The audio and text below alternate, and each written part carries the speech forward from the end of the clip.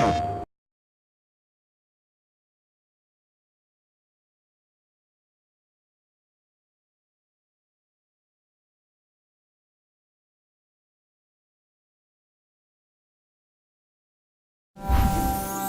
think once people get a chance to play Flower, they're going to be talking about how new and unique and emotional the experience is. I think Flower, as what we call it, is a video game version of a poem.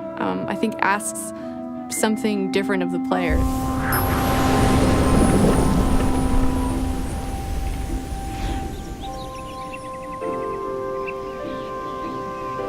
We are a generation of game makers who have now grown up our whole lives with video games. We see the potential for what an impact they can have on us.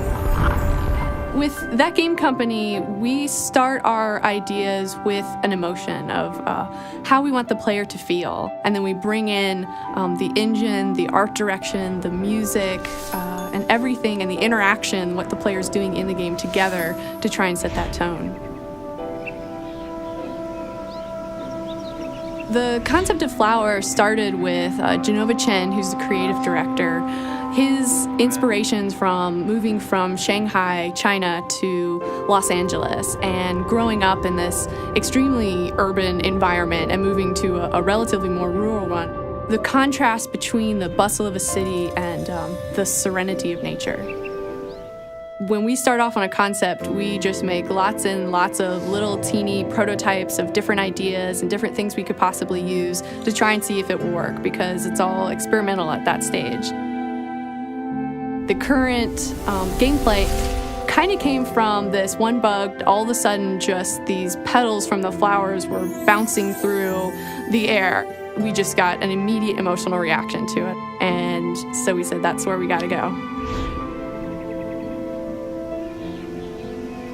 The mechanics and the controls of the games draw the player into this experience where they get to soar around beautiful environments and explore things on their own time. It's quite unique and actually a very deep emotional experience. You're presented with an apartment in a city, and on the windowsill is one flower. And when you focus in on that flower, you're taken into this imaginary landscape. You can blow wind and collect flower petals and move through different environments to change the world. The controls are pretty simple. You use the 6-axis controller to tilt and move the swarm, and then every button does the exact same thing. There's this open-endedness to the experience. There's no score, there's no time limit, there's no death. And the tagline for us has been life in balance. So through the game, trying to find balance and harmony between these disparate elements of nature and city. Sony's taking, in what my opinion is, a very unique and fresh approach to the types of content that they're putting onto the PlayStation Network. The idea behind what we're doing is to give a huge variety of games and interactive experiences. We've got stuff for the hardcore player, stuff for the casual gamer, and in all honesty, stuff for people who just want to try something new and different. With downloadable games, you can have smaller teams and smaller budgets, which means we can take more creative risks. And now we're seeing all sorts of games that wouldn't have been published without PlayStation Network. The experience is very different than other games, and I think when you're playing Flower, you will feel different than when you play other games.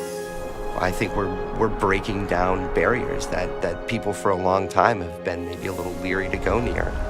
We've been able to tap into a new type of experience that nobody's ever seen before.